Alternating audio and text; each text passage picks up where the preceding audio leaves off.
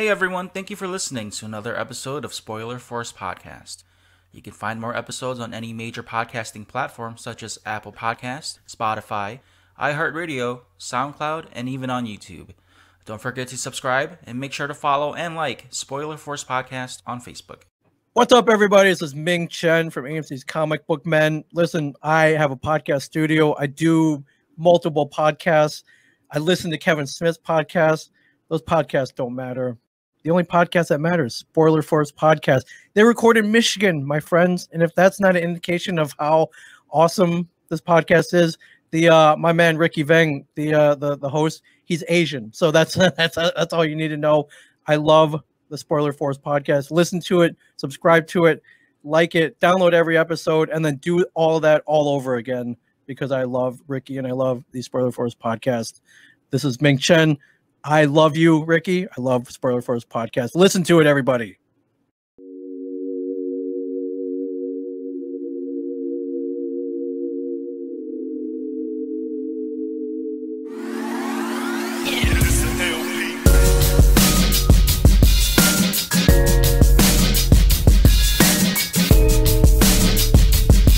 All right, so this is episode 75 of Spoiler Force Podcast. My name is Ricky, and thank you guys for tuning in.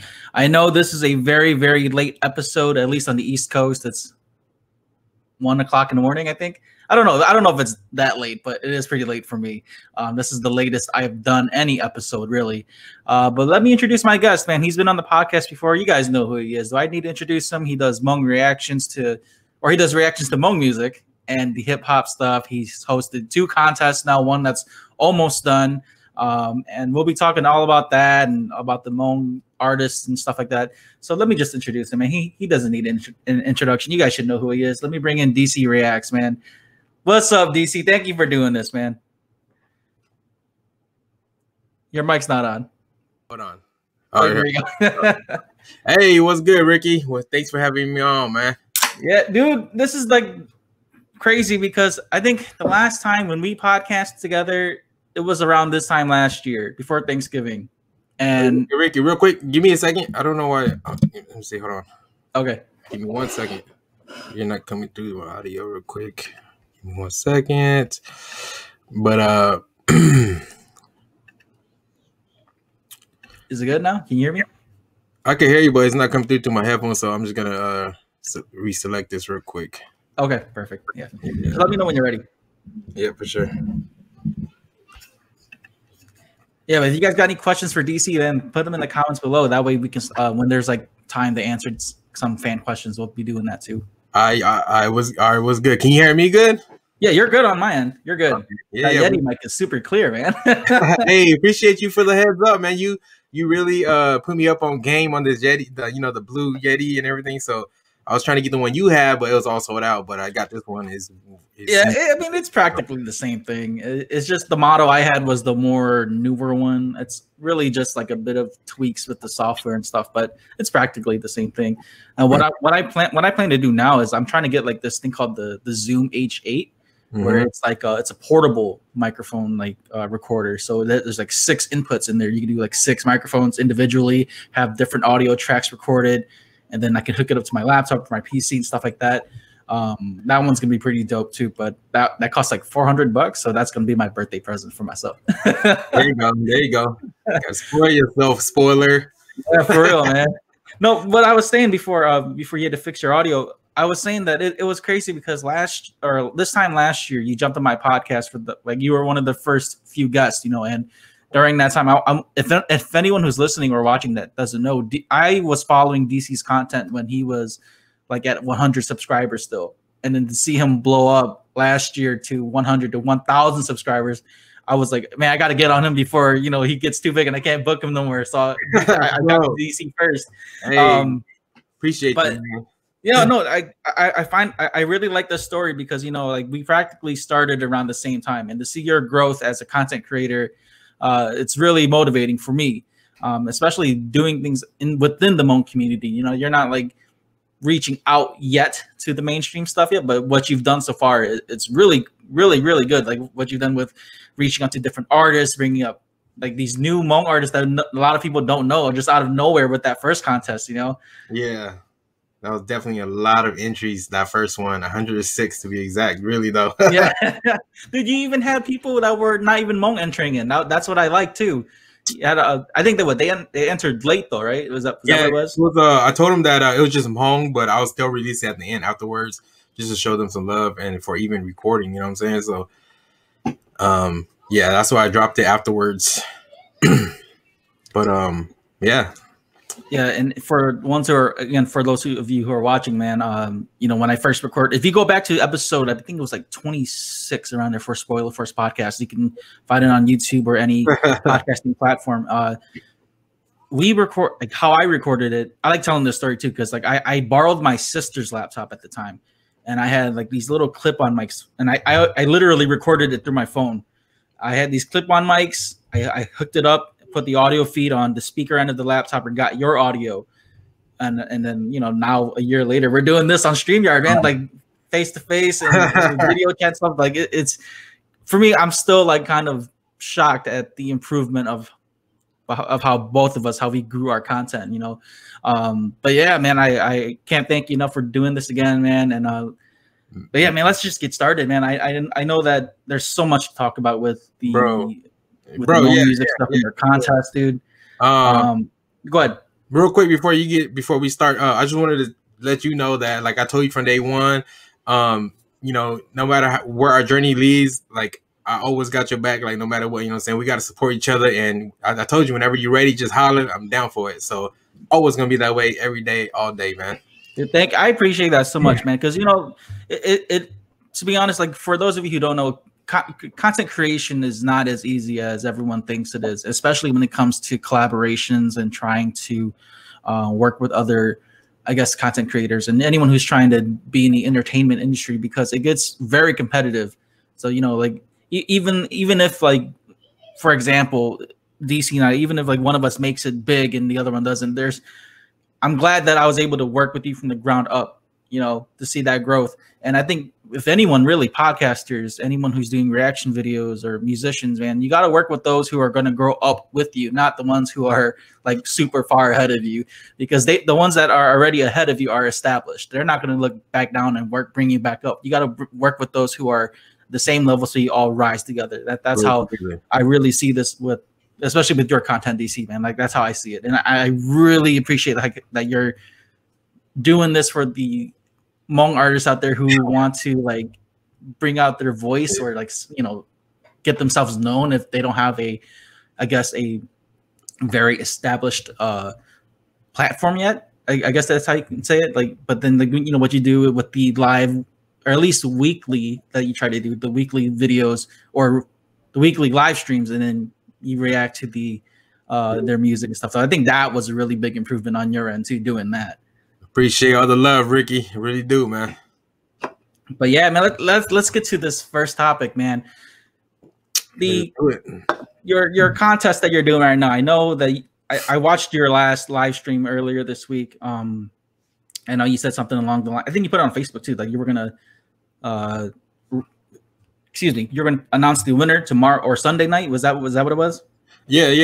Initially, I was going to announce it on Monday, but I was like, you know what, a week is well enough, and I'm off Sunday, and I've been like listening to the let me turn this off. I've been listening to the entries over and over and over, and once I have my favorite, I'm like, damn, another one. I listened to this guy, and I'm like, damn. So I do got a lot of work ahead of me, man. It's gonna be a tough decision. Just I'm putting it out there right now, like.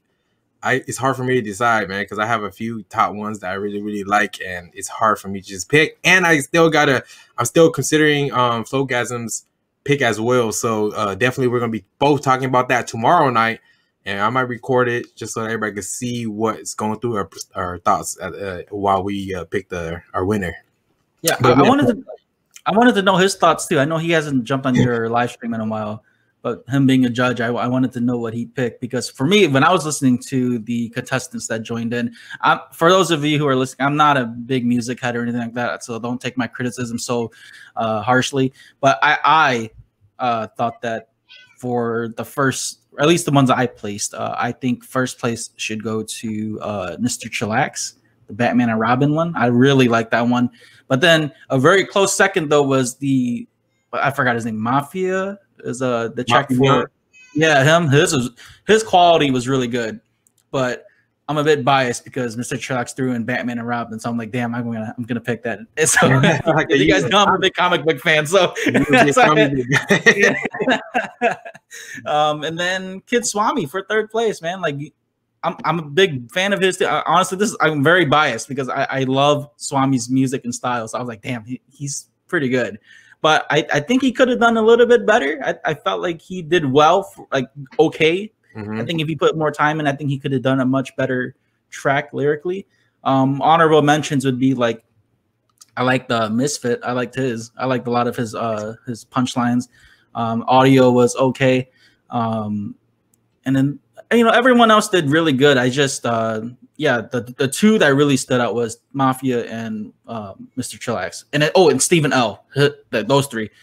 Yeah, I forgot to mention him too, but just based on audio quality too, because I'm always listening to podcasts and hearing people talk. So that I kind of have an ear for that kind of sound when, if you hear that when they're rapping and it's not like studio kind of quality, you can still kind of hear like, oh man, you can tell they did that in the basement kind of thing.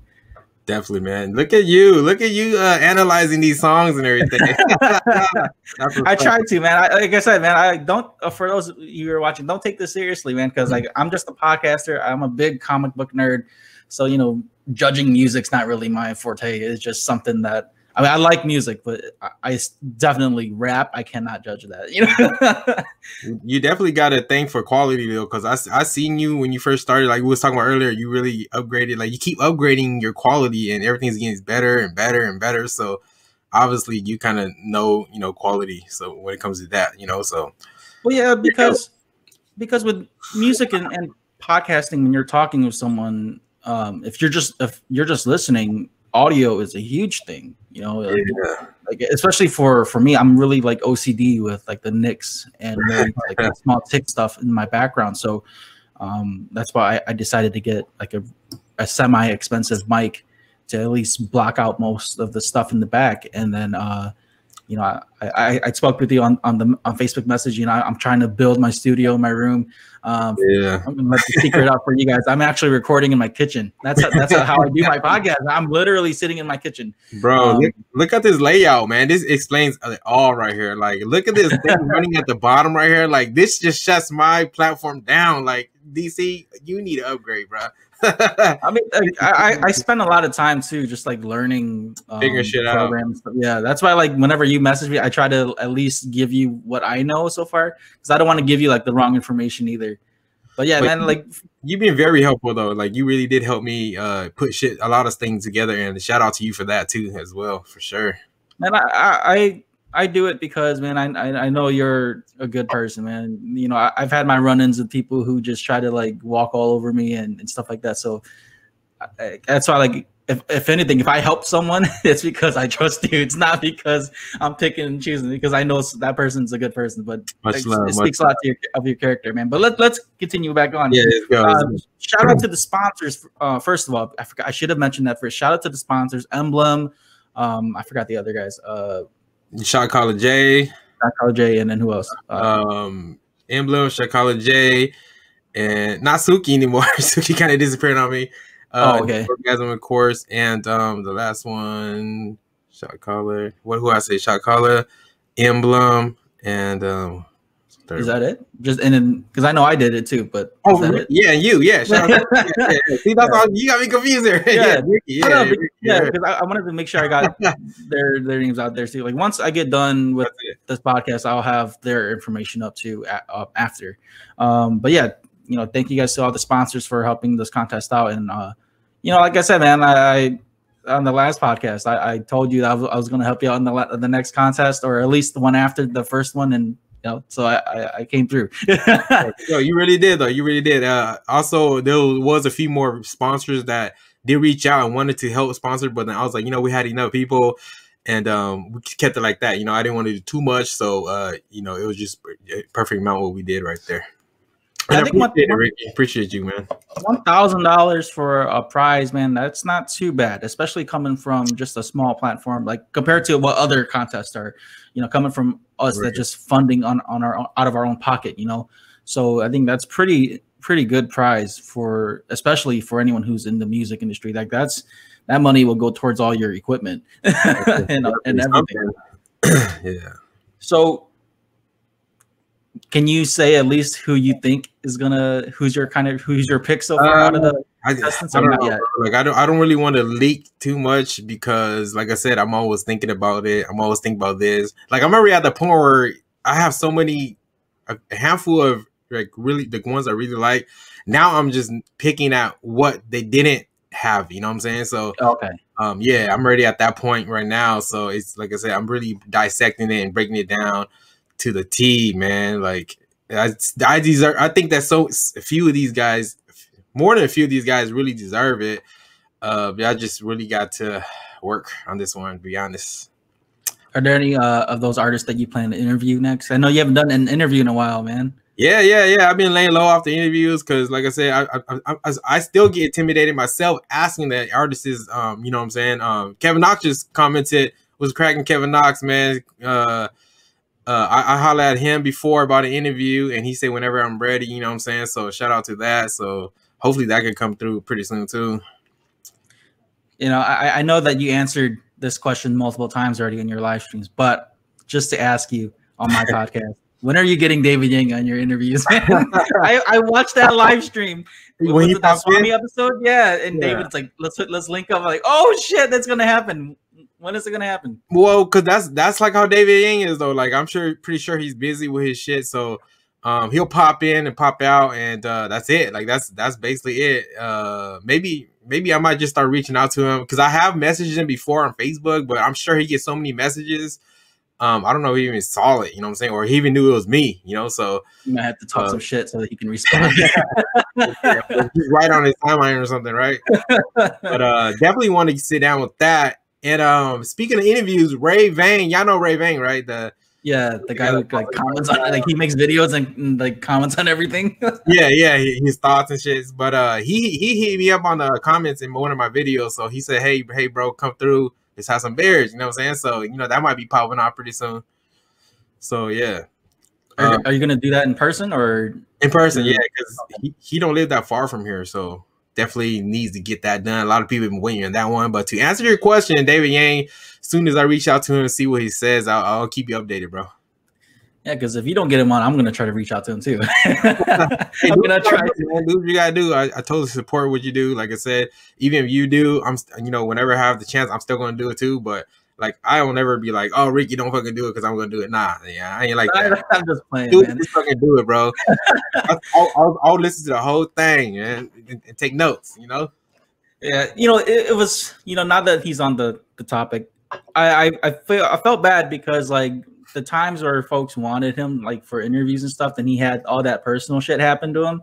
Yeah. So I'm like, man, it really wasn't fair on our end to kind of ask him right away, when everything's hot.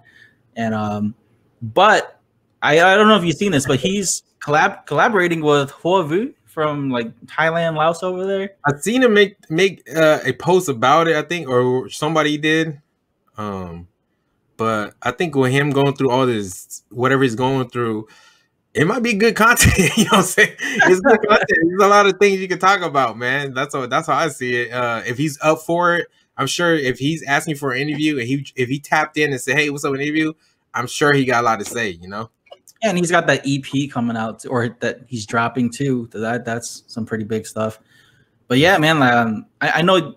What's your thoughts on that collaboration with him and Huab? Because I know you reacted to Huab's content too, and that was one of my favorite reactions. Huab herself, dude, she's doing big things for herself. Whatever she's bringing to the table is getting a lot of attention. You know what I'm saying? Like, you got to respect that no matter what. But to me, it was so new to me when I first started seeing her music. It was so new to me that it was like funny to me. You know what I'm saying? Like, wow, like it was like funny. It made me laugh. But at the end of the day, girl is hustling, and I hella respect that shit. The collaboration with David Yang and her, it'll be interesting to see what happens. You know what I'm saying? Because I know that KT was trying to reach out to her too before. Oh yeah, that's right. Yeah, they were gonna collab too. So, but that never happened. I ain't never seen none of that popped out. Yeah, because like I was following. I don't know if David posted it, but it was David posted him and Huab, and then there was one with Pong Vang and Selesna, and then another one with Vu Peter and this other girl, Tic Tac or whatever her name is. Like I don't know her name, but if I butchered her name, then please correct me. But yeah, apparently there's like a East and West kind of collaboration thing going on. So I think that's pretty interesting to see how like Hmong Americans are going to collaborate with like the Hmong Thailand or Hmong Laos artist. I mean, you've already got one sponsoring you already. You got Sake Hlub wearing your shirts overseas already. Speaking of Sake Hlub, man, shout out to Mr. Sake Hlub, bro. Like, I'm supposed to interview him too, you know, pretty soon too. I forgot to mention that earlier, bro. Like, that just went past my head, but yeah, I was supposed to interview him too. I'm gonna definitely ask him about the life there, you know, the culture there, and why he's always sad. You know what I'm saying? He's always singing about trying to find love and shit. So definitely gonna figure that out as much as I can on the interview, man. Stay tuned for that. You should ask him why he got rid of the Dora haircut, man. I think that's what really made him stand out. I did. I asked him on my live stream when he came on. He said that his mom said he looked too gangster. So his mom made him cut his hair because he looked too gangster with the long Dora hair. That's what happened. And that's bad too. Damn. I mean, like, that wasn't like, you know, as much as we make fun of the haircut, like that was iconic for someone like him. Like that's what made him stand out. You know, like that's how you man. That's Sake Hlub because the haircut. But I think that's pretty interesting, man. Like, are you kind of intimidated though? Like trying to brush up on your Hmong with him too? No, I'm gonna do what I can. That's it. You know, you can only do so much. I'm gonna do what I can. I've been practicing a little bit, you know, so. You're gonna use Google Translate or something? No, just because when I speak to my mom in Hmong, you know, it's not always the best you know, pronunciations when I speak in Hmong, but I just say enough for her to understand, and she understands. You know, I'm not very strong at it, but I do know how to speak it, but just not strong. And yeah, I give you credit for that, man, because my Hmong is like, it's terrible. I don't know. I used to be able to speak Hmong okay because like both my grandparents used to live in my house with my parents, and then they moved out. So I think in my middle school, the high school years, I dropped it, and then it wasn't until like a couple years ago where I started picking Hmong back up again because of the music. Right. Yeah, I couldn't interview anyone overseas like that. I'd have to use Google Translator and just like type it in. It'll be a challenge, but we'll get it done, man. For the audience, you know, we'll get it done. Yeah, man. I think that was pretty cool though. Like he's one of the few that has your shirts. I was about to buy one of your shirts too, but you said you weren't selling any. Yeah, honestly, I don't have none for sale. The only reason why I made it, like I said it before in my live stream, was because I seen him made a post asking people, whoever had a shirt, to send him a shirt because, you know what I'm saying, he wanted to shoot videos and stuff.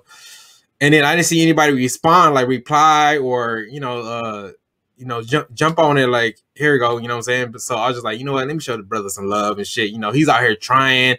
Everybody's been in that time of their life where they want to try something. So I just hit him up like, hey, what size you wear? He just like large. And I was like, all right, I got you. And then he didn't really think I was serious. He just texted me back with an emoji like high five, you know, whatever. Like he didn't think I was serious. And I was like, it's like, you know what I'm saying? So, but I was like, fuck it. I hit up the dude that sent me some shirts before. And I was like, hey, can you make me a few DC Rack shirts?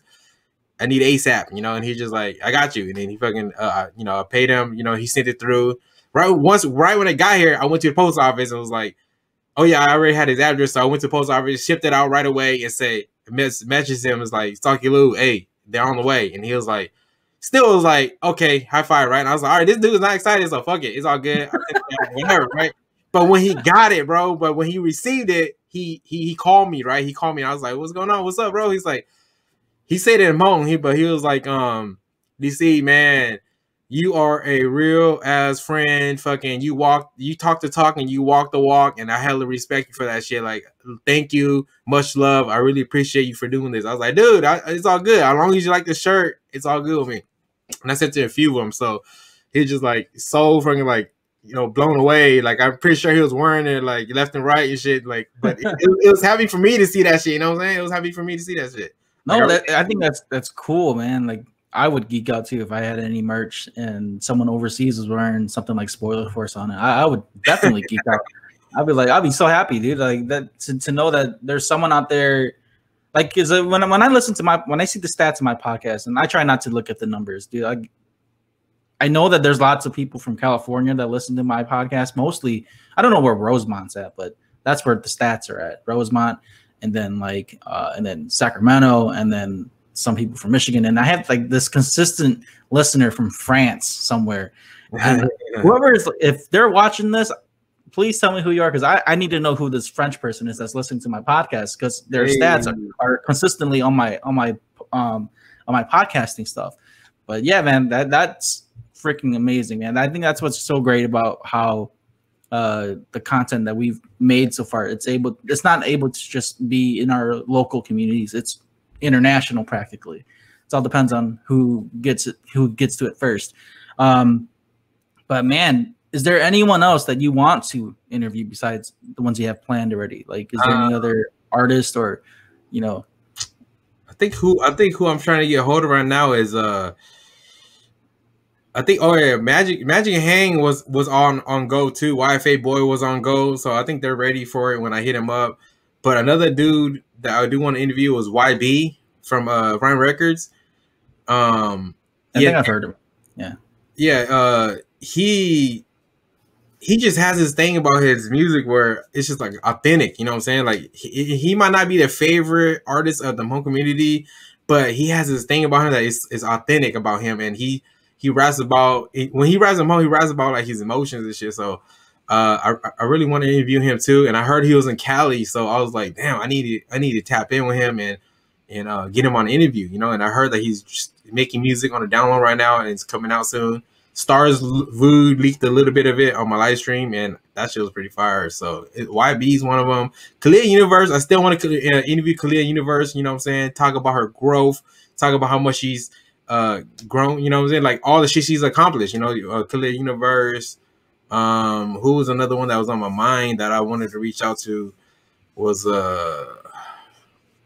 man, I can't even think right now, but definitely Kalla Universe is one of them, because she is one of the bigger artists that's popping right now in the mainstream of the Hmong community. You know what I mean? Yeah, since you brought her up, I actually was surprised that their collaboration with Nah Her was pretty good. I like that. I was just listening to that song before you messaged me on Facebook. I was just listening to it. I'm like, man, they're, when I think about it, when I break down that song, I was like, I'm surprised that they were able to get Nah Her to rap to their style of music, because I know Nah Her style is a little bit more like fast paced, more old school kind of, versus theirs is more mainstream, very I guess not slowed down, but it's definitely not at the pace where Nah Her's rapping at. But I thought that was pretty cool that they were able to collaborate with him on that. But yeah, I don't know if, because I've never attempted to reach out to her either, but if they, I guess, asked for money, would you pay for it though? I mean, like, yeah, like I respect it, you know what I'm saying? If they said, hey, this is how much it's gonna charge, if it's reasonable, definitely respect it, I respect it, and I ain't tripping off that, so right. Like you said, it's easier to work with someone on the come up than someone already there. I mean, already up there. So I totally understand. I respect it, bro. I would. And I honestly, I would. Like I've paid some of my guests to that, which is why I ask you this, because it's a business, man. People forget about that. I know that a lot of us are friends and I guess acquaintances, so we kind of give each other some slack, like we right. just do it out of love. But I think especially musicians though, man, I feel like people kind of forget about that aspect where it's you gotta pay people for their work, man. You can't just ask them to jump on a song. Or I think I heard Magic say something like this, but it's just business, man. Like you have to at least initiate that, or at least bring that up to the artist or producer, like, hey, how much is the beat, or how much is it for a verse, or whatever. And then if they agree to it or say that they'll do it for free, then okay, but you don't want, at least for me, you don't want to ask someone like, hey, jump on this and kind of like volunteer them to do it when they don't want to. Yeah, definitely, bro. I agree, man. So oh, my bad, I didn't mean to cut you off. No, you didn't. Go ahead. So with the Hmong artists of this year, like at least their songs and stuff. I know 2020 has been a crazy, crazy year, you know, with COVID and all the political shit. And then for you out west, you guys had the fires and stuff. So is that gone now, or is that still going on? No, it's gone. Man, for a minute, bro, it was stupid, smoky. Like, I kid you not, bro. You go outside and then you just see ashes laying on your car. It was like that. Like, anybody outside wasn't wearing a mask. Luckily, the pandemic did have everybody in masks, because that shit was thick, bro. Like, it was pretty bad, man. It's like ashes everywhere, but it's definitely gone now. Oh, that's good, because like I was kind of worried. Like I didn't know. I followed it a little bit. I saw some of your posts on Instagram. And yeah, I saw the one where you walked out of work and you're like, look at that. And it looked like it was snowing, but it's actually just all the ashes from the forest fires. Yeah. But glad that everything's okay over there, man. I saw it to the point where the fire was getting to like Oregon, up more on the northwest side. But yeah, that's pretty scary, because I don't know how that would feel like, because living out here in the Midwest, the worst we get is probably snow and floods. But don't get over here. But yeah, forest fires are scary, man, because like that one couple this past summer that did the baby reveal or the gender reveal, and they blew up the box just for that. Fucking wild, man, just for that. Just because of that, cause chaos. Dude, like you gotta be like, how stupid you gotta be to not know that, man, like especially where you live and how easy it is for like a small spark to pick up in a very dry area like that. I saw that video, I'm like, these guys are stupid. It gets me pissed. I don't even live there and I get mad already. Bro, for a while we was going through a drought where like there was little water, bro. They were talking about pumping water out of LA, and LA didn't even have no water, you know, so it was crazy for this a few years back. But it gets like that here in Cali. It gets stupid hot, especially the guys in people in Fresno, bro. It gets hella hot for them in Fresno. Fresno is like more down south too. And south is where it's more hot than Northern California. Northern California is not as hot as down there. You're more in the suburbs, right? Or you're more in the countryside? I'm in Northern Cali, so not in the suburbs, but more in like Middletown, like Midtown. Yeah. Okay, so you're not like far away from people then, right? It's almost like a I'm right in town. Around a lot of people. Mm-hmm. Yeah, because I know California's a huge state, so I've only been there like maybe once or twice, and I've been to LA once, and then I think I went to Santa Monica. That's probably it. But that's where like where all the people are at. So I didn't get to see the countryside or anything. I have some uncles that are growing plants over there on the countryside, so I haven't seen them yet, but. Plenty of that here. I know, right? I don't know how everyone's gonna be doing that, because I know that there's rules and regulations for that. You can't overgrow, or else they'll take that shit away. But I know that there was that phase where like a bunch of Hmong folks, I don't know if they're still doing it, but tons of Hmong folks were just moving out west or down south just to grow plants. Was that something that you considered doing at all? Yeah. You know, honestly, like, just to be honest, it's a good question. I've always thought about it, but like I always like want to be here for my kids, you know what I'm saying? So like I couldn't see myself gone for months at a time like that, you know what I'm saying? Like I have to be here for my kids, because me personally though, you know, just my opinion, like I grew up not knowing my biological father, so it's like I couldn't see myself being gone for months at a time like that, you know. I just want to be here for my kids, so that's why I never really went out and like pursue that route. Yeah, that's understandable, because you know I seen my uncle do it. Like it's always like every other season where he's out. So like he'll be gone for one season, come back, and then be gone again. So yeah, I understand that. But you have like younger kids, so that'll be really hard on them too. But you know, nothing against anyone who's doing that. It's just like, you know, that's the thing right now. That everyone's doing that, and then you know, CBD is a big thing. And bro, look, if I was single and I had nothing to do, like, or like I didn't have like that much on my mind like that, I'd be all over it, bro. Straight up. That's where the money's at, man. Everybody making it, everybody doing it, bro. Like, respect, man. Everybody hustling and doing this shit, bro. Whoever can that's doing it, like, they getting it. That's all I gotta say. Yeah, that's. I mean, it is pretty, like, I guess the word I can't think of the word, but it's quite a bit of hard labor too. You know, I couldn't be out in the field like that all day. A lot of work. It's a lot of work. I would complain a lot, but you know, with how everything's been going for 2020 for you, how has that been? You know, with just the COVID and stuff like that with your kids and all that, that hasn't affected you too bad, has it? The only thing that it really affected was my school. Like I graduated for sterilization, and right after that, bro, the pandemic hit, the lockdown. So the hospital wasn't accepting students for externship anymore, and that was right when I graduated too. Right when I passed the board exam, nationally certified, and you know what I'm saying, got my certificate, everything, and then boom, that hit. So that did affect me a little bit, but at the same time, I think that it happened for a reason too. So I ain't really tripping off of it. But as far as the kids, man, the kids are doing good. They love homeschooling, just chilling. And it's easier for you too. You don't have to get up and take them to school. Exactly. Like I enjoy that. I just got the notice from the school that said that kids won't be attending school the rest of this year because the COVID cases are rising. I'm like, fuck it, cool.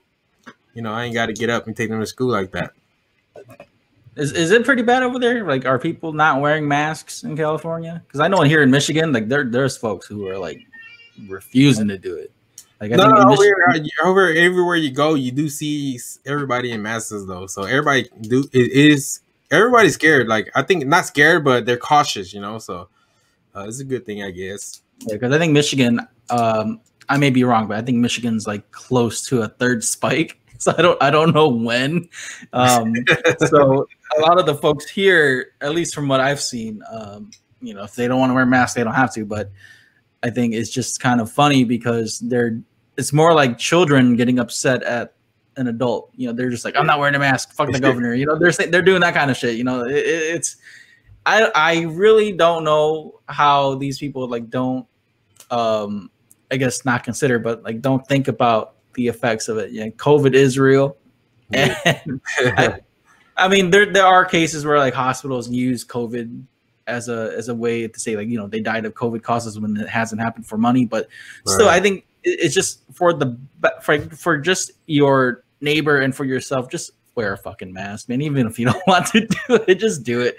You know, we're trying to get things back in normal here in Michigan. You know, I think a month ago we just had movie theaters open back up, and it was just so awkward going back to theaters.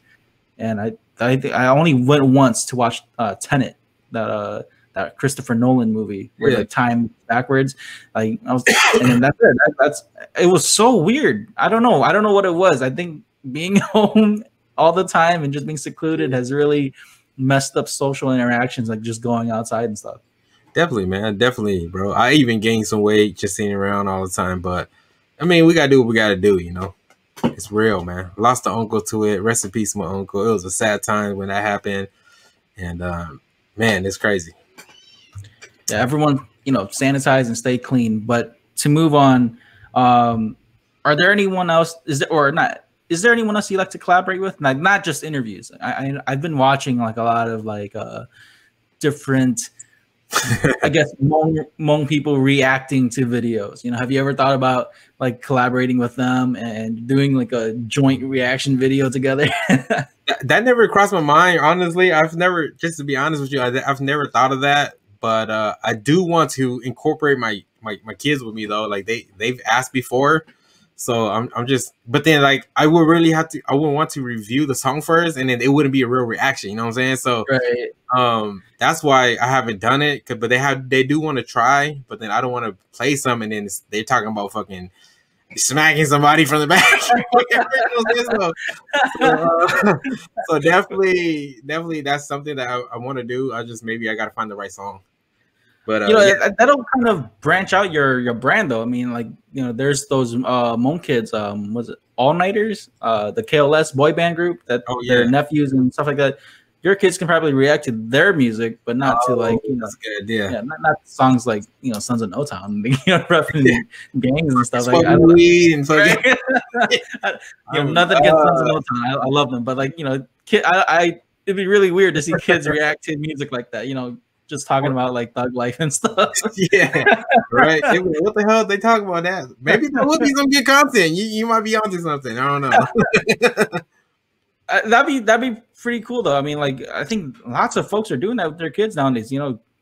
Kids are like being encouraged to play games and create content, TikTok, and all that nonsense now. Yeah. But what's your thoughts on this though, man? Because same thing goes with musicians or any artists or producers. Do you think it's better for kids to start off young like that, and then like if let's say if they reached fame or something like that, do you think it's better for them to do that, or wait till they're a bit more mature and then go out for that kind of career choice? Like as far as like creating content, or yeah, because like I can't think of a good example, but like for example, like let's say if your kids blew up overnight with their content, right, and then they're going to be getting all this media or press or whatever. Would you rather have kids start off young doing content like that and then blowing up, or wait till they're a bit older, like maybe in their early 20s or so, and then trying to blow up after that? I really don't mind, bro. Like if my kids like went viral or something for something stupid they did, like I would totally support it 100%, man. I tell my daughter all the time, don't let myself tell you, not to chase your dreams. You know what I'm saying? If you want to do something, just do it. Let me know, and I'm going to support it. So if it's something they want to do as young as they are now, I'm going to support it. Like, and if it don't work out, then it don't work out. But I wouldn't hold nothing back. I wouldn't hold back. I wouldn't hold them back. I wouldn't hold them back. I think like overall, like just the general content creations, that's not too bad. But I brought this up because you shared a video, I think a few days ago or a day or two ago, with someone from a studio. I don't know who it is, but someone from a studio mentioned like one of the young artists that got shot or died. King Von. You know what I'm talking about? Like Von something? King Von, yeah. Yeah, like he was apparently he was a young artist who passed away. That's why I brought this up, especially when it comes to music. A lot of these young cats who kind of, I don't want to say glorify, but that's what it's almost like, where they glorify dying young, kind of. That's what the guy was saying in the video. That's why I brought it up, because if you're a young person trying to pursue let's just say a rap career, because that's where everyone's trying to be a musician. So if you're a young artist, especially trying to pursue that, and then like what you're representing in your music too, do you think that they should do it at a young age like that, where they're not even that mature yet and talking about stuff like that, or do you think they should just wait until they're a bit older? To me, music don't have to be about that topic. Like honestly, if you're good at it, if you're talented, it don't have to be that way. That's what I'm saying. Like you could be somebody big as long as you're talented, and you don't have to choose that route. People choose that route because it's what the culture is. Hip hop, rap. If you want to use rap for example, like rap is about like that swag, the style, the culture of whatever it is, right? And most of the time from the 90s, it's always been about like fucking, let's just be honest, saying selling drugs, fucking, being thug and fucking doing this and that. Like that shit still carries on till this day. So you don't have to chase that route, to be fucking famous. Shit. Look at J. Cole. J. Cole, he's not a gangster. He don't rap about gangster shit. He raps about life. He raps about college. He raps about girls. Like it's just however they choose to be. I would never let my kids rap about fucking make music about killing and drugs and shit. I'm gonna be like, shut your ass up. You don't do that shit. You been living with me. You know what I'm saying? Like, I would call them out on that. But to answer your question, I don't know. Like, I think that if they're talented enough to do what they want to do at a young age, I'm still gonna support it. I just wouldn't let them fall in the wrong direction. That's a really good answer, man. Because again, I'm not from a music background like that, so I don't know a lot of like hip hop or rap history, but just seeing stuff like that too, like these artists are so young. They're not even like XXX, he was not even 25, or he was, young, and he got shot in his car like that, dude. Like I think coming from like a general perspective, like seeing the rap culture like that being glorified for young kids who aren't of that lifestyle, trying to do that. I think that's a big message or misunderstanding for kids who are like coming from the suburbs and then trying to be like Crips and Blood and stuff. Like, come on, and you gotta know where you're from. Like, I wouldn't rap about stuff like that. And I'm from like I'm from like outside of Detroit. I'm not even in Detroit. I'm just like a 1 or 2 miles outside. I'm in the suburbs. I wouldn't be taken seriously as that. But yeah, man, I just think it's very sad to see young artists like that. And then, you know, I saw this one, it was like last year or so. I saw these kids freaking doing TikToks, and they were teaching kids how to crip walk on TikTok. I'm just like, you guys don't know what that is, man. Like, you guys are gonna get shot doing that, thinking it's just a TikTok dance. The thing is, the gang culture is always gonna be there, bro. Like, always gonna be there, man, because of this. The hip hop culture, you know, it has a lot to do, like we just talked about earlier, with that culture too. The gang, the you know, everything's kind of like blended in now, and a little bit of everything. You know, like you know the hottest Asian rappers right now, you know, Stupid Young, Eminem, they all talk about gang shit, right? And then they're popping. Like, everyone wants to be that, you know what I'm saying? That's what they're doing. So it's like a trend. That shit ain't gonna never end. You know, just be honest, man. Just be honest. I think that's very dangerous still. I mean, unless you're in that lifestyle, like it's a very dangerous trend to follow, especially if you're not of that life. Because, you know, people in that lifestyle, they have stuff to rap about, you know, like, imagine it, like I said, it's hard to be an artist when you don't have nothing to rap about. What are you gonna rap about if you don't gangbang? Or what are you gonna rap about if you haven't never been through anything? What are you gonna rap about? Love?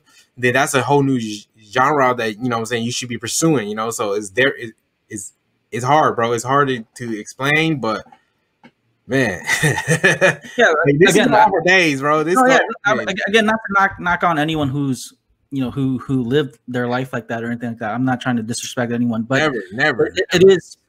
It's a very thin line, especially when the culture of that is like, it's very enticing to kids who aren't of that.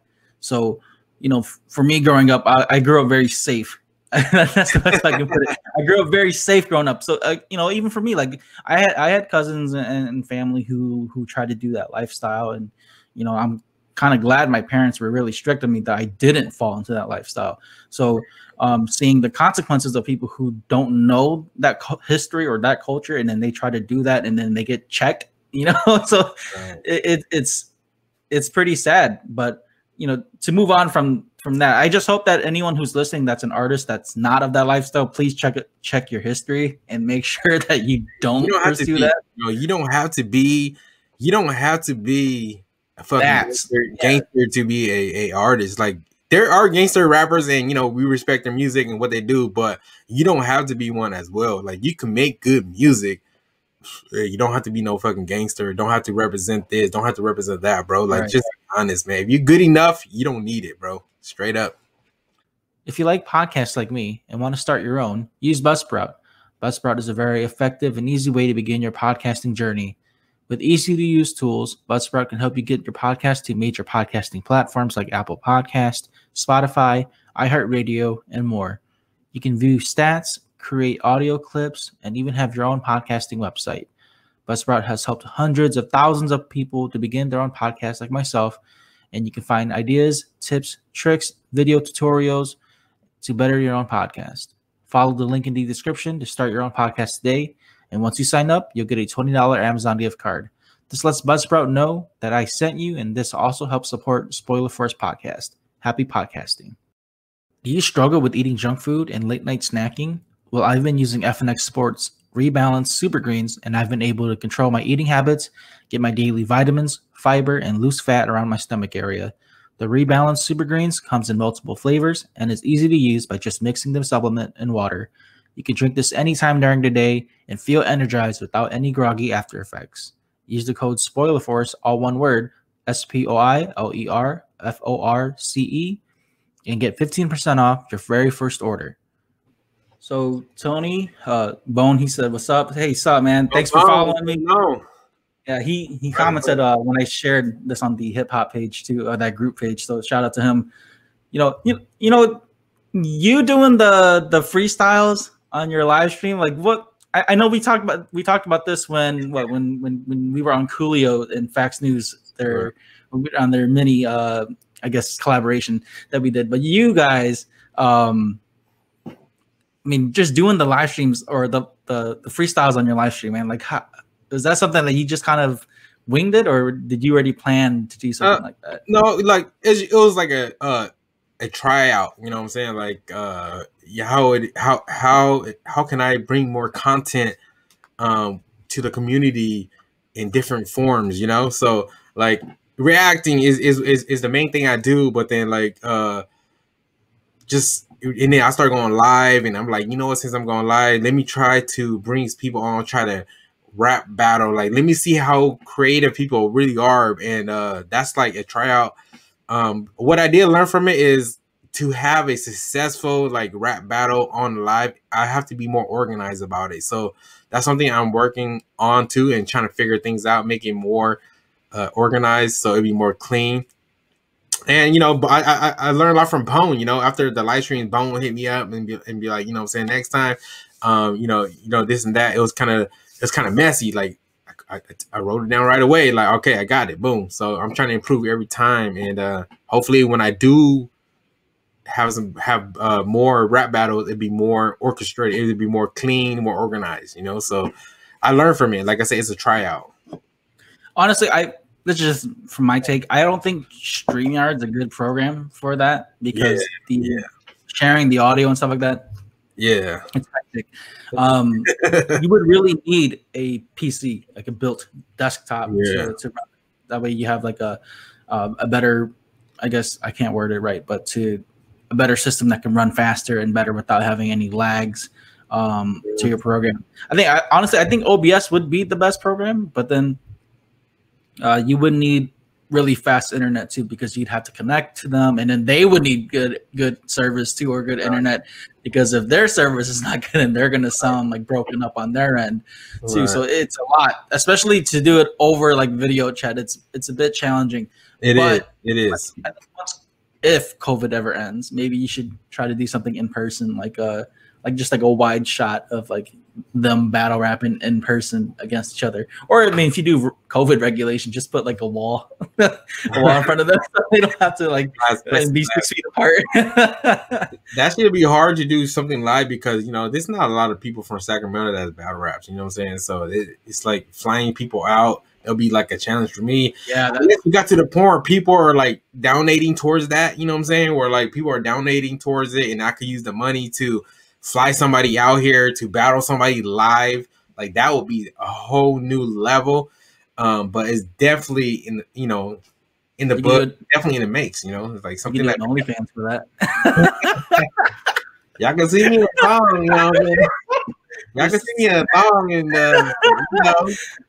For those of you, OnlyFans is not just for booties and for titties. Yeah, I know. But like, that's the funniest thing though, because everyone gets that misconception of that. Crowdfunding is literally the best way to go if you're an independent artist or content creator. I mean, yes, OnlyFans has that. It has that that generalization to it, you know, sex workers and stuff like that. Yeah. If that's what you do, good for you. But you know. OnlyFans, what's your thoughts on that, man? Like, man, all these ladies doing it. I heard Yasmin. If I open up a OnlyFans, motherfucker will laugh. Like, what the fuck you doing? Like, that's already the concept of, you know, what pops up in their mind when someone says OnlyFans in the .com. So it's like, I would never do it. but your question was? Oh no! What's your thoughts on OnlyFans, man? Because like I think Yasmin brought in like 30K within a month for just doing that. Oh my god, that's fucking wild, and that's more than what people make in a year. Or then I want to interview whoever is a fucking subscriber, because I need to know if it's worth it. If you guys subscribe to Yasmin, message DC, man, because dude, I'm not kidding, man. Like, dude, the people are really paying for OnlyFans, like the service, like girls don't even, mostly I know it's mostly women that's doing like the sex work kind of thing on OnlyFans, but it's crazy that some of them don't even go nude or do any of like the acts or anything. Some girls just dressed up in lingerie, dudes be paying them, and you could tip them too. So not only are you paying the subscription fee monthly, some dudes will be dropping like hundreds of dollars just for tip. They better off subscribing to a porno site, man. To be honest.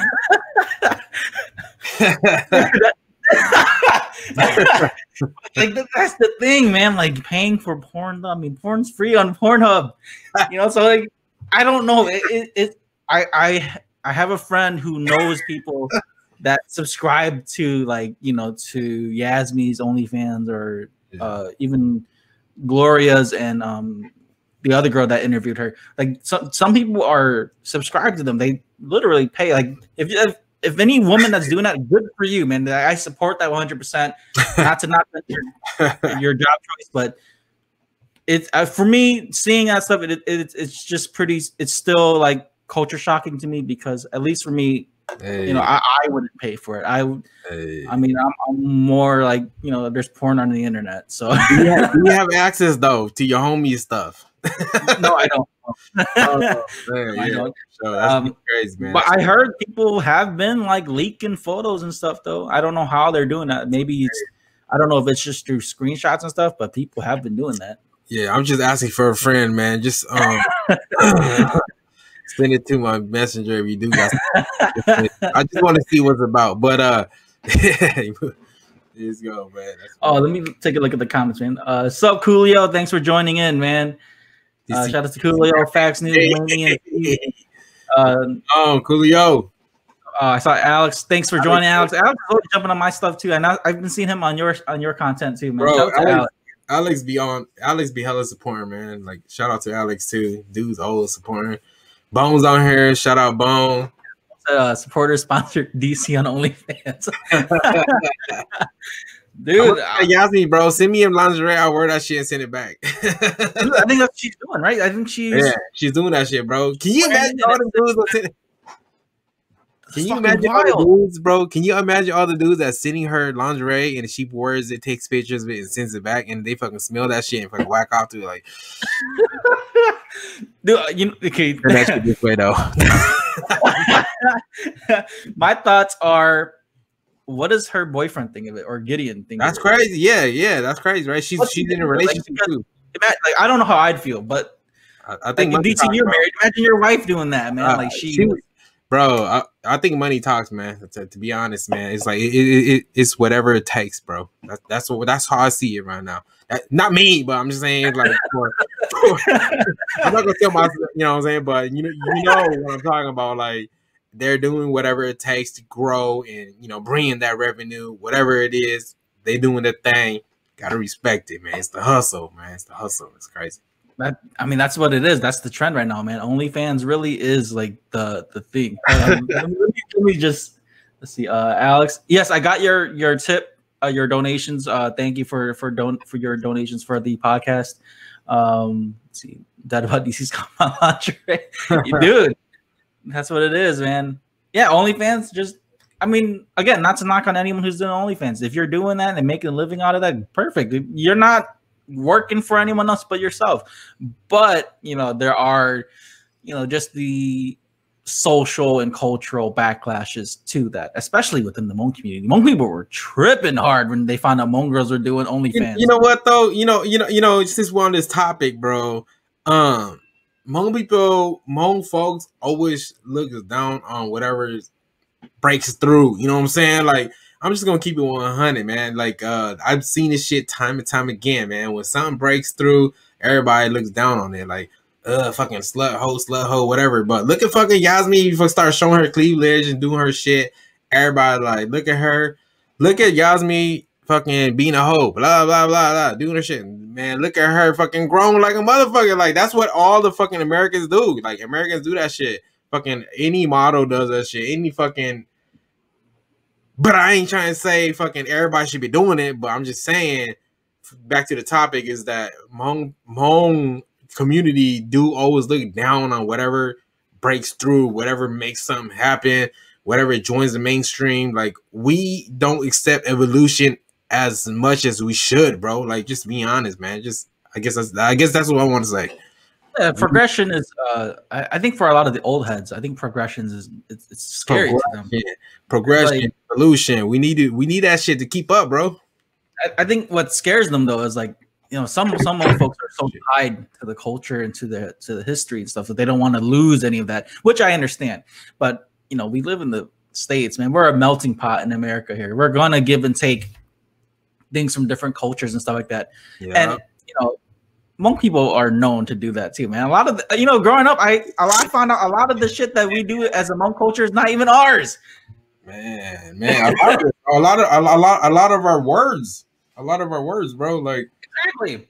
But you know, just like what like diversity, bro. Diversity, bro. He said this is one of his rap songs. He said that when he was younger, the OGs used to tell him, "Don't fuck with selling weed. Don't sell weed. Don't sell weed. Don't be a fucking bad guy," right? And he got locked up. He came out, and all the OGs are telling this shit are all grown weed and shit. Like that's why I was like, damn, okay, diversity was on point on that one, bro. That line was fucking fire, bro. Like, oh shit, that shit was real shit. And he said it in Hmong too. Like, fuck, that shit was tight. I really enjoyed that interview with you and Diversity, man, because I think that was something about it was just very authentic. Maybe it's because you guys were outside or something, but it was super authentic, which I really liked. I know a lot of folks were joking on him those years prior, but he got China Mac on one of his tracks, so shout out to him. He got China Mac. He got Jay Stalin too from the Bay Area, bro. Jay Stalin. He got Eminem on the track. Yeah. So I mean, shout out to that. But with China Mac being brought up here, did you ever go to his rallies? Nah, like if someone mentioned it, I think it was Alex, to be honest. Someone mentioned it on my one of my lives, but like I never really knew that he was when and where he was at, so I could never really went, but would have definitely supported it if I knew more about it. Because I followed him a little bit of that. I knew that he was doing something similar to that because of the old lady who got set on fire in New York, and then he was on Timothy De La Ghetto or Tim Chang Taransi's podcast. He was talking about it. Yep. And then, I honestly, like when I hear a podcast like that or like Dumbfounded when it's like super Asian progressive, I get like super amped up too. I was like, to me, when I was listening to it at work, I got into this whole mode of like, man, the white folks hate us. You know, like bro. I got into like this crazy mode. I was like, man, if I was in Cali right now, I'd be marching with all my Asian brothers and sisters over there. Bro, China Mac is fucking G. Like, this is the reason why I like China Mac. I'm gonna be 100. Like, I don't listen to China Mac's music like that, left to right, everyday shit.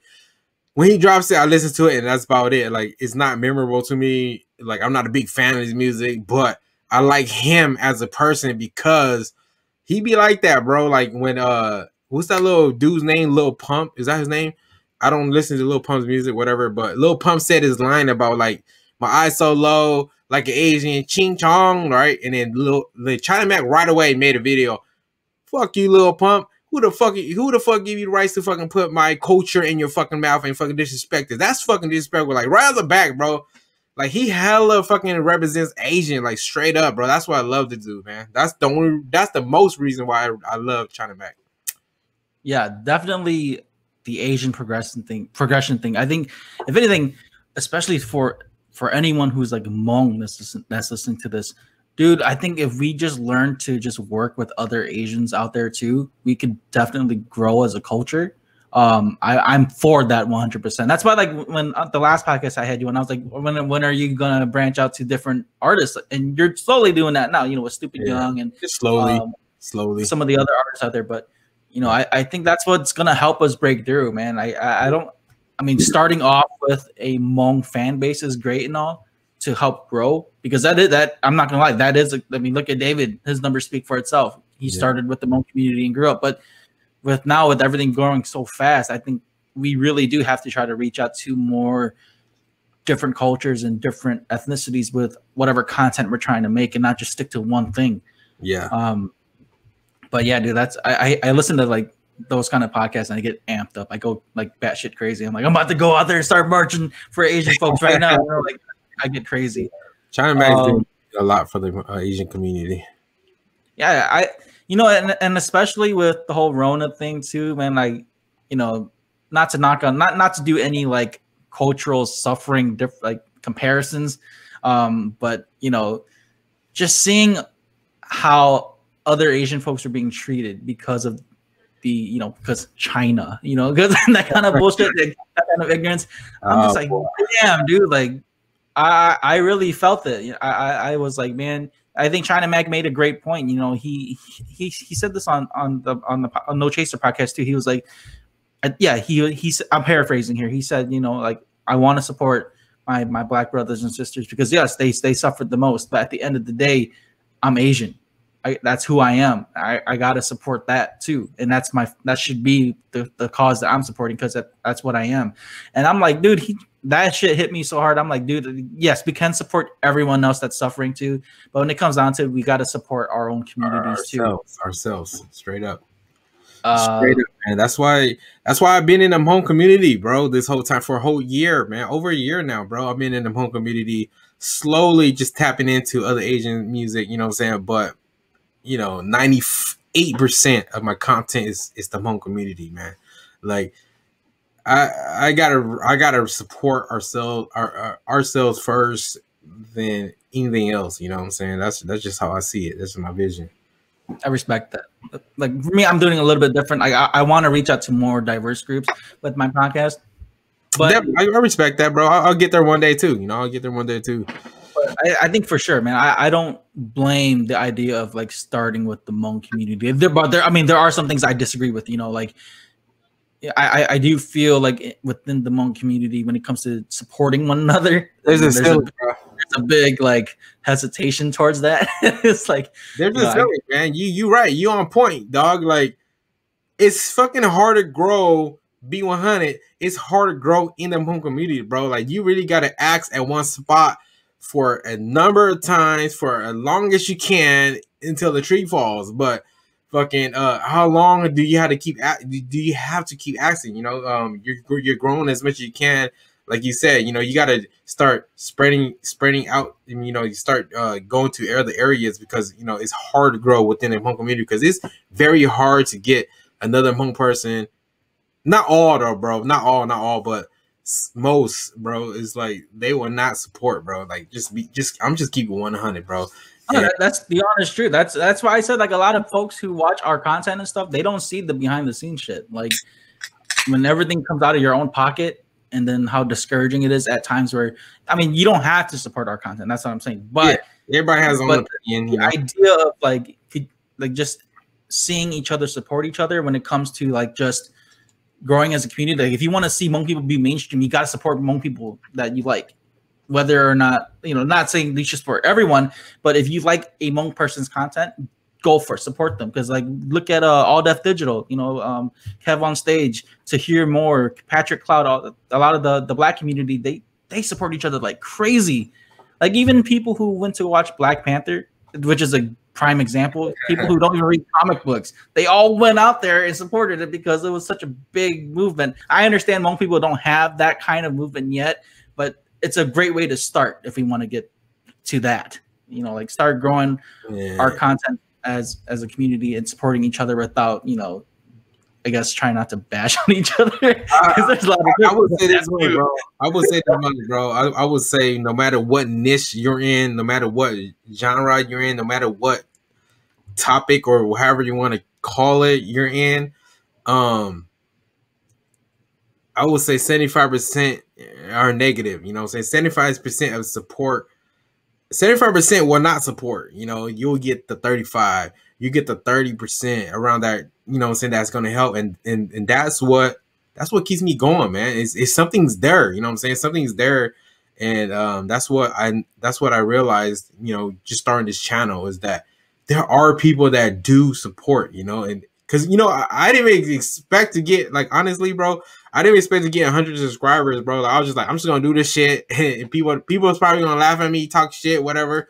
Fuck it, right? But then it showed that there are people out there that do support, and that's what keeps me going. And I just wish that it was more of it, but whatever. It's not. Everybody's entitled to their own opinion, but there's something in the Hmong community that I think that if we help each other grow, if we help each other more often, I think that we could be way more and way up higher than where we at now. I'm just putting out there, man. Go ahead. You just said what I wanted to say. Exactly that. We just support each other a little bit more, we can break through the industry really. But I mean, I understand that it takes time too, but what you're doing is great, man. Because man, over almost 6,000 subscribers, and I keep count of your shit. I look, like I told you, I'm looking at your shit, man. Bro, it's funny when people message me, right? They'll message me like, "Hey, bro, something," and I'll message back, and they'll be like, "Oh shit, you messaged back." Like, what the hell? Like, you talk to me like I'm somebody big. I'm not, bro. Like, for real. Like, I'm just me and you right now. Like I tell you, Ricky, bro. Whenever you need help, whenever you need anything, whenever you have a question, whenever you want to sit down and talk, like I'm always here. I'm always gonna reply, bro. Like I honestly feel like even if I had 1 million subscribers, I would try my best to answer as much as I can, no matter what. I don't know, just something that in me that tells me that that's the right way to do it. That's the right way to go. You know what I'm saying? Like I wouldn't be like all stuck up and shit, like ever. Like that's just how I feel, and I don't know. I agree with that 100%, man. Because I felt, or I've seen folks who made it, and they're not. I don't want to say they're not humble, but they their characters change. They act more stuck up. They kind of look down on you a little bit because they got some numbers on them. I'm like, bro, like we literally just came from the same area. Like you're not any better than I am, besides just getting numbers and shit like that. And I think that's what it is for me too. I try to help as much as I can. I've been screwed over by some close friends and family, so I understand how that sucks. But when it comes to people who want to reach out and try to grow content and collaborate together, I don't. At least for me, I don't try to. I'm not trying to be better than anyone. And I think that's what it comes down to, man. You like I've said before on this podcast, you got to work with those who are willing to work with you and to grow with you. I think a lot of people get this misconception of people just trying to reach out to, for example, if I wanted to reach out to like Timothy Delgado, chances of that is never going to happen. I got to reach out to someone who I feel has potential to do it, but I shouldn't discard those who are trying to come up either. Whether you have 10 subscribers or 100 subscribers or 1,000, work with all three of them, because you never know who's going to blow up overnight. Right. But let's take a look at some of these commentary I've been seeing go through.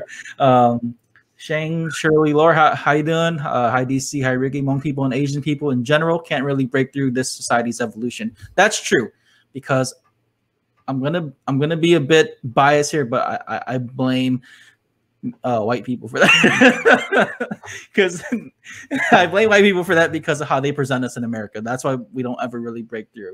Go ahead. Sorry. Oh no, I say that jokingly, but it is somewhat true, man. Because being an Asian male, and especially Southeast Asian male, we don't get that kind of love, like some other people do. Yeah, I mean, I don't know, dude. Like, bro, like what you're saying, I get it, but I think that it's on ourselves to really, just do what the fuck we want to do. You know what I'm saying? Like I always preach this in my on my Facebook. You know what I'm saying?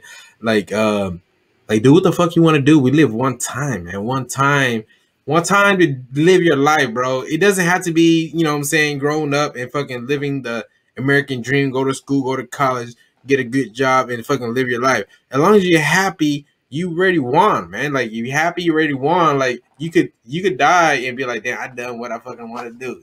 Like I ain't rich, but I've done what I wanted to do in life. Like that's just what I want to talk about. I mean, that's what real success is, like just being able to do what you want at your own pace. If you get rich at it, it's a plus, you know what I'm saying? So if it's not, it's all good. You did what you wanted to do. You have fun. You do your thing. I mean, but again, for those who are still watching, I do kind of stand, but I still stand by what I said. I mean, historically, for especially being an Asian male, I've seen a lot of that, and so it's just my perspective. Some may disagree, which I respect, but hopefully, through a lot of this progression and more of this culture that's changing, hopefully that does change for us as well. We have KPVG says stay with the roots and then let it grow naturally. I agree with that. Let's see. Gu Vang says, you guys keeping it real, but honest truth, Hmong people in general don't support each other. A lot of Hmong people just want to make it and not help others make it. But much respect to you guys for trying to help the community. When you look at a lot of Hmong talented artists get bashed left and right. But yeah, that's true. A lot of talented artists do get bashed. But I mean, that's what haters are for. I mean, like, you know, like I see that there's a lot of not just Hmong folks, but the folks that tend to hate are the ones that I see never made it. You know, like they want to do something like that, but they just don't do it. I'm just gonna cut in real quick. The ones that hate the most, dog, you will never see like a real image of themselves, or it will always be something random as fuck. Like they would never put themselves out there like that. Yeah, because they negative, man. Like straight up, bro. They're not living how they wanted to. They're not enjoying themselves. But when they see someone else do it, they want to chime in and be like, "Oh, hella stupid. Oh, fucking, you're fucking trash." Blah, blah, because they ain't enjoying themselves, bro. I'm just keeping 100 on Ricky's Spoiler Force podcast, bro. Hey, yo, keep it like that, dude. I honestly support that, man. I think, you know, it does get exhausting trying to be PC all the time. So, but yeah, it's, you know, I think a lot of these, you know, to the person who mentioned that Hmong not supporting one another. I mean, that is true to a certain point. You know, I mean, yes, there are Hmong folks that do support each other, but I think it's just hesitation. Like it just because they don't know what they're getting into. If you're going to support someone, you want to know what they're doing. I think a lot of Hmong folks, you know, there's a lot of con artists out there and stuff like that too. So, I mean, the fear is there for sure. You know, I'm skeptical at times, but I mean, you just got to know the person's content. And again, I use you as a example, DC, like just being genuine with your content. 100%, I'm supporting it. I'm not gonna just be skeptical and be like, "Oh, he's just acting that out." No, and that's why I had you on the podcast, just to see what kind of person you were. And that's, you know, from the episode of last year, I think you were the guest that threw me off the most because I did not know that you were going to be just how you are right now. Like I was like, oh shit, you know, that's exactly who he is from the video. You know, so if I still the same person for a year later, exactly the same, dude. Nothing's changed. That's how you gotta present. That's how you gotta be, man. Just keep it 100, bro. Like however you are, just do what you gotta do, man. If you are more like, don't be around the bush. You're more straightforward. Be that person. You know what I'm saying? Like, ain't nothing wrong with that. Like, if you're a straightforward person, like your shit sucks, your music sucks. Like, be that person. Like, if you're that person, is be like that. Be that person. People are gonna like you for that. Like, you will have your own audience for that shit. You know what I'm saying? Like, just what I do is I criticize in the best manner possible in my own way. You know what I'm saying? So that's just what I'm doing. But you could be straightforward and shit, and people still love you for who you are. Like straight up, bro. Just be yourself, man. Like no matter what. What's your take on people like not being okay? I see this a lot with the artists too. What's your take on constructive criticism? Because people take that and be like, oh, they're hating, but really they're trying to help you out. With if you can't take criticism, constructive criticism, it's not for you, man. It's not for you, bro. Like people, you know, I see people come and talk shit, whatever. It's all good. I laugh about it. I fucking joke about it. I laugh it off and I enjoy it. Like fuck it. And if you can't if you got to be able to like not even worry about what people think about you. You know, once you start worrying about what people think about you, it's not for you too. You know, you're trying to impress too many people that don't matter, that are negative. Like I talked about earlier, some dude with the face of Hello Kitty is gonna sit there and talk shit about the Hmong community and talk down the whole day. Like, why are you worried about him? You know, he ain't got nothing going for himself. That's why he's doing that. Like, if that gets to you, is this whole thing of getting in front of people is not for you, man. You know what I'm saying? So you gotta knock that shit out of the way before you even get on the stage, because it's something you gotta be ready for, and don't let it get to you. If you want to be a rapper, singer, you can't let that shit get to you. And then most of the time, half of the time it's constructive criticism, half of the time it's just pure hate. And constructive criticism is always good for your improvements, and you have to actually take it into consideration, respect it, and learn from it and grow from it. That's just what I have to say about that. You know, one person I see again, Coolio's comments here. I think he was commenting on what we were discussing about the white people, but yes, he agrees that we can make it out there, and there's a lot going against all of us, but anything is possible, which I agree to that. Coolio is a very hard critic when it comes to music. Yeah, he is. But he's honest though. He's not like bashing on anyone. He's just real with his answers. I think that kind of criticism is good.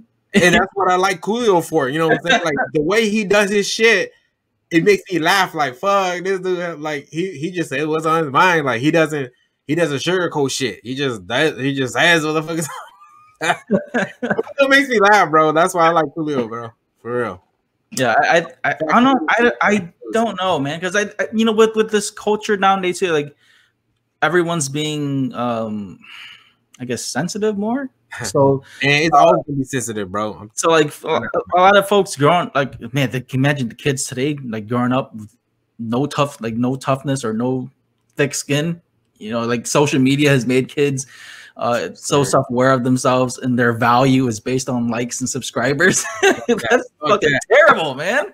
Man, my kids ain't no bullies and nothing, but I told them, like, anybody try to bully you guys fucking fight back. I'll take care of that shit later. Like, fuck that shit. Like, I don't give a fuck.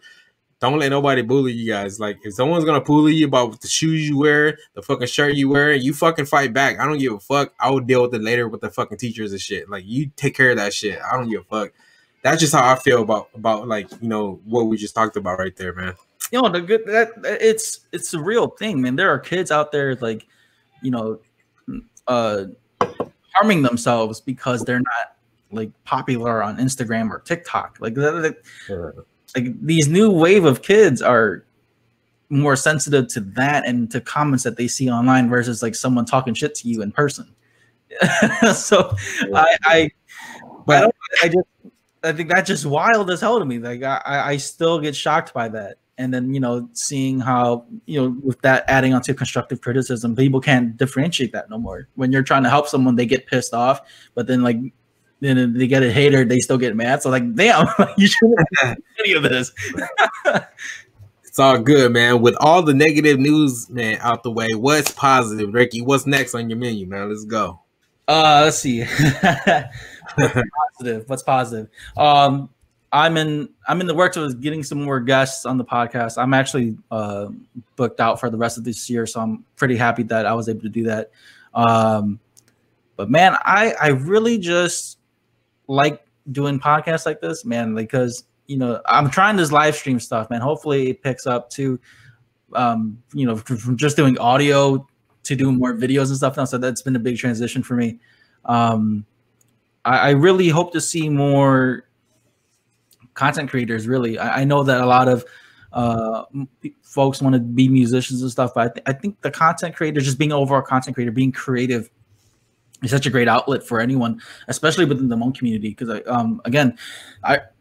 that's why I started the podcast, because I wanted to show Hmong kids that, you know, you don't have to just be a musician. You can do other things out here. You know, you can be an artist. You can be a videographer. That's what I am with you.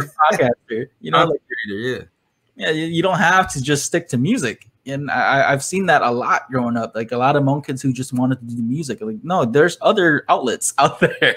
So I hope to see more of that within our community too. I know there's tons of Hmong podcasters out there for sure. There are some that are doing great right now. You know, shout out to like Social Exchange Project. Like, I forgot her name already, but she's the host of that is doing well. And you got like Austin Tao's Platinum Podcast. There's also William Moore. He's like a game commentator for on Twitch and stuff. Like there's that kind of content out there with Hmong kids doing that kind of stuff. Right.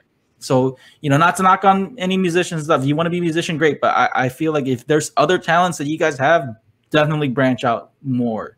You know, I think that's where and being like a jack of all trades is what's really help you for sure if you want to do like more stuff in this industry and stuff. Again, and same for you, DC, man. You don't have to just react to stuff. You can try to do other things too. Well, yeah. The thing is, like, like what I do is because what I do is why I do what I do is because I enjoy doing it. You know what I'm saying? I used to try to rap. You know, I sucked at it. I always had a story to tell. It's always the same story of struggling and shit, and it always sounded the same. So I just, had kids and I just gave up on it. But I love music.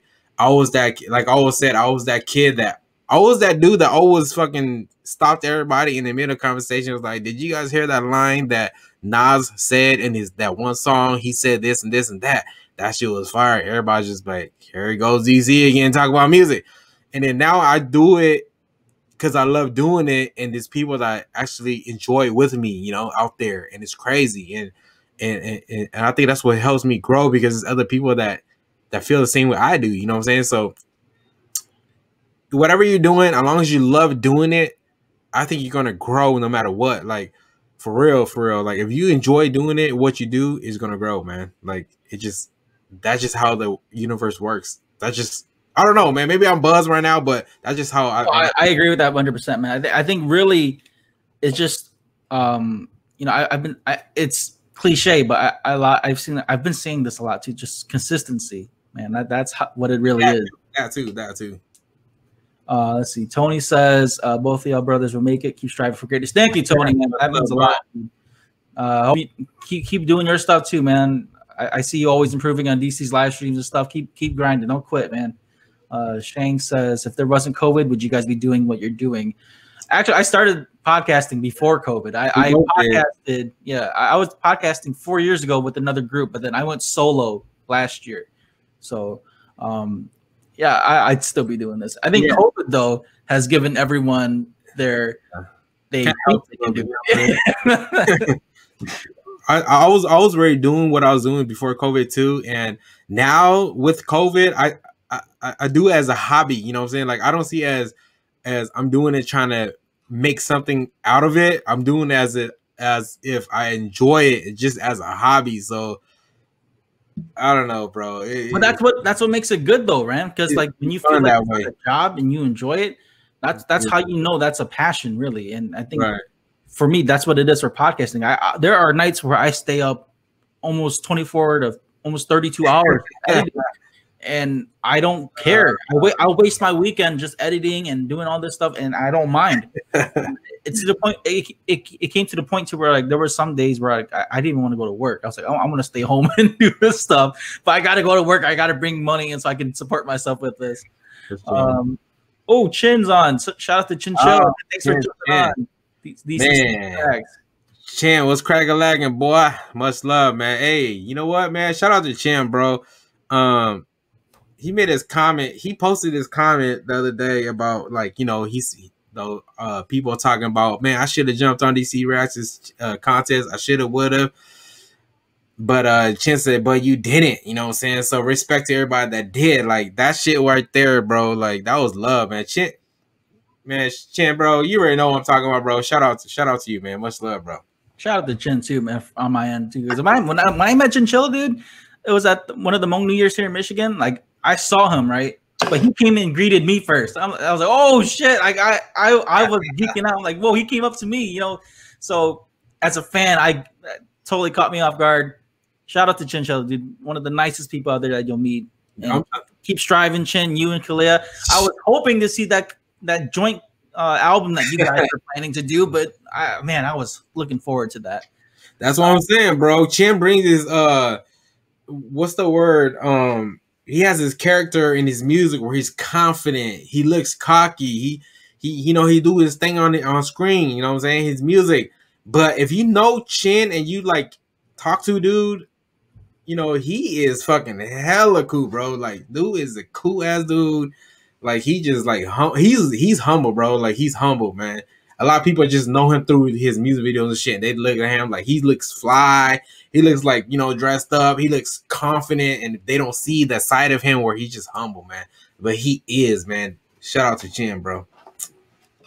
Yeah, hopefully, you know, I know Fax is doing something tomorrow too, but we should all collaborate soon. me, DC, and Fax, man. Just one mega collaboration, just talk whatever. That'd be pretty dope. Let's see here. Alex says, "Keep doing what you're doing." Thank you, Alex, man. Dude, I gotta say, man, Alex was one of the Spoiler Force day one supporters. He was like one of the first guys that like jumped on my podcast and was like supporting me. And he's actually one of the very few that actually donated to Spoiler First podcast when it came to like tips and stuff to help me kind of grow my content. So thank you so much, bro. Shout out to you and thank you for watching this stream. Just a few more things here before we wrap up, man, because I know that you just got up, you did work, you went to work and all that stuff too, and came straight to do this. I'm always like, if I'm free, I'm free, man. I'm good. Don't trip. Do what you gotta do, man. I'm here.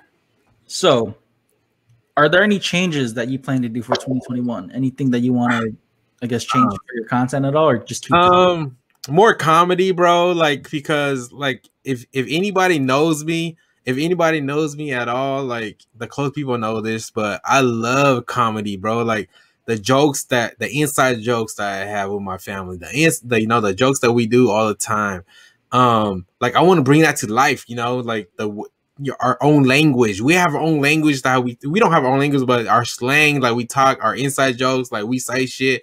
It's funny because nowadays nobody talks about it anymore. But when something happens, when somebody in the room is acting up and like doing too much, like we look at each other and be like we all just know like this dude is doing too much, like shit like that. I want to bring it to life. You know what I'm saying? Like I want to bring that to life. Me and a couple of my cousins, man, we love laughing, we love joking, we love acting shit out, but I just never talked about it because I never thought about doing it. But maybe when I start vlogging more, maybe I'll start dropping a little bit more of that side of the content.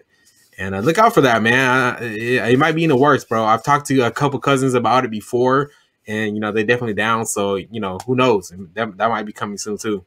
I'm looking forward towards that, man. Comedy has changed so much because of social media now.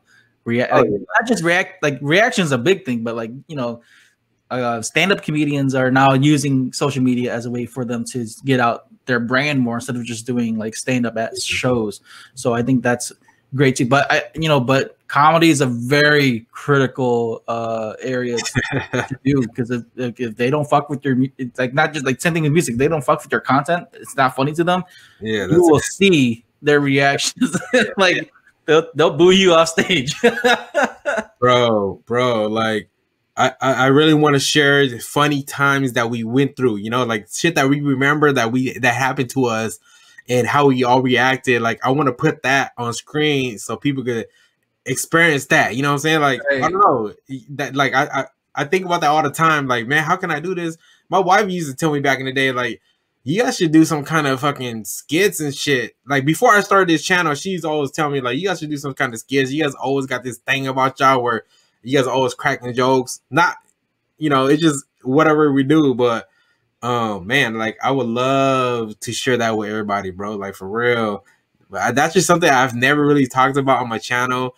And Abone mentioned it, bro, but like I kind of like threw a little comedy here and there when I don't have nothing to post. I'll just do comedy shit, but I love comedy, man. I love laughing. I love stand-up comedy, bro. Like just watch out for that, Ricky. It might be to that, man. I'm looking. I like comedy too, but I'm not comedic in that way.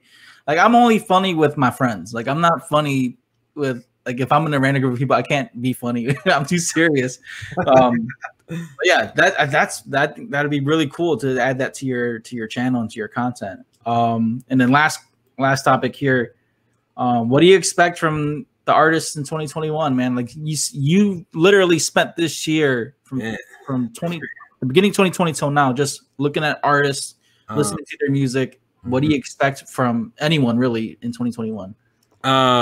With evolution, man. Like I said, progression. I want to see everybody's like taking up another notch. The whole goal of this reaction thing was to see what was out there and to see what everybody's talking about. And from what I gather was we lacked evolution. Kiswami asked me this question on one of my live streams. Say, what do you think we're lacking on in the Hmong community as artists? I said evolution, man. Because we got to evolve as the music evolve. And I want to see people work outside of the comfort zone. And that's something I seen Chin do, bro. Like, speaking of this, this was something I see Chin do. He's working outside of his comfort zone. Not everybody's gonna like it, but you know, he's exploring, and I like that about him. You know, he tries different things, and he's confident when he does it. He do it, you know. So I want to see. I'm hoping to see the Hmong community like evolve from, you know, just rapping about sad stuff, you know, sad beats, piano beats, dun dun dun dun dun. Like, you know, we always hear that shit. But I want to see how we evolve, and I hope that kind of answers your question a little bit right there. No, that was good. I think overall, to be a part of that experience, though, to see the growth of that and to witness the change of that would be such a great thing to be like just seeing and to be associated with, you know, because like just imagine, like, you know, DC Reacts is the reason why Hmong music changed, that kind of ordeal, you know, not to like build yourself up on a pedestal, but like just to be a part of that change, to know that you had something to do with the evolution of music in the Hmong industry, you know, like I think anyone really would want to be a part of that. So I think it's great to have expectations out of these artists too, because you don't want to just stick to the same thing like we did. You know, there's still Hmong folks out there rapping to 90s music.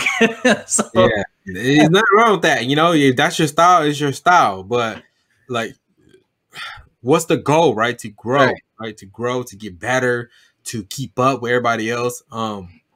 We still don't have an artist that's popping like the Vietnamese do. You know, we don't have an artist that's popping like, you know, the Koreans do. You know, like, who is it gonna be? You know, who's gonna make that change? Who's gonna you know, take on the evolution? Like, who's gonna break through? Like, who is it? You know, it's like you said, just being a part of that and seeing that growth is more enjoyable than anything else, bro. Like, just seeing it happen with their own eyes, man. Like, I'm waiting forward to that, bro.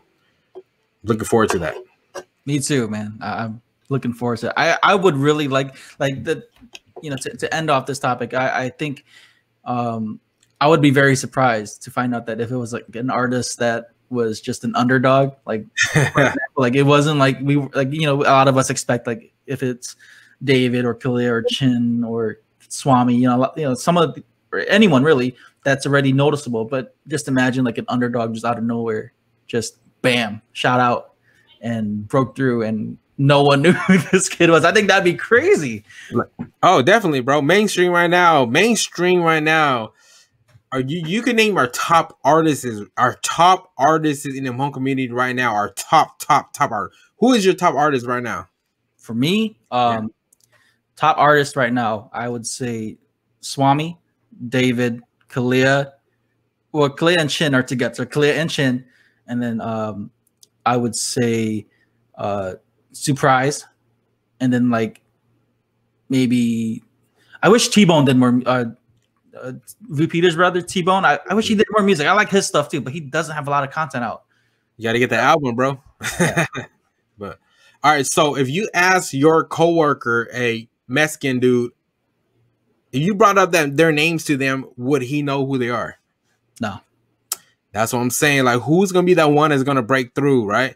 Like, it in the Hmong community, you have your tops of the, you know, of the ladder, but have they really broken through? You know, have they really broken through? Like, if I ask my Mexican homie right now, I say, hey, you heard of Stupid Young? Have you heard of, you know, Kid Trunks? They can be like, oh yeah, I've seen this shit, you know what I'm saying, or I've heard this shit. Like, who's the artist that's gonna break through? And that's what I've been waiting for, bro. Like, who is gonna be that guy? Who is gonna be that girl? Like, who is it? So, evolution, bro. Growth. And I hope all the musicians that tune in, man, I hope this motivates you guys too, you know, in a good way, to really, you know, even if we don't list you guys to, prove us wrong, because you guys might have a hit that one day that might break through. And, you know, so just keep working and keep putting up music on DC's live streams, man, because that's how I learned a lot about these underdog artists. So yeah, keep doing that. DC, let people know how they can reach to you too if they don't know your stuff by now. It's easy to find me, man. DC Reacts everything. DC Reacts Instagram, DC Reacts Facebook, DC Reacts on YouTube, bro. That's the main three platforms I be on. That's about it, man. All right, man. Keep an eye on the episode for 2021. Okay. All right, man. So thank you everyone who tuned in. This was a great episode. I was not expecting to get this far. I thought it was only be like an hour. But this is great content for anyone who's listening, and to anyone who joined in on the live chat and the stream. Thank you so much on my end for Spoiler Force, because this is honestly the most I've had on a live stream when it comes to like live episodes. So thank you guys for engaging, and thank you guys for commenting and giving your thoughts and you know, whether you agree or disagree. You know, thank you, man, because that means a lot, and continue to support, you know, not just my content but DC Reacts content, man. I'm telling you guys, DC Reacts, his stuff is legit. He's super genuine, and you know, go back and listen to that first episode me and DC did back like episode 26 or something like that. Listen to that episode when I first bring him on my podcast. You'll see why I wanted to have him back on the podcast. But thank you again, DC, man. Let's do this again, and keep doing your stuff. And again, your contest results should be on Sunday, right? Sunday night, yeah. Sunday night I'm gonna go live and hopefully with Flowgasm. We talked about it. We're gonna talk about it on Saturday night, but definitely announce it on Sunday night, man. Everybody tap in. It might be live, you know. So again, Ricky, thanks for having me on the podcast. I would love to be on again. Just let me know. Down for it anytime, bro. Appreciate you, man. Thank you. All right, so this is episode 75, you guys. Thank you guys so much for tuning in, and have a good weekend. Shout out to all the DC Reacts gang. Let's go, man. Much love, y'all.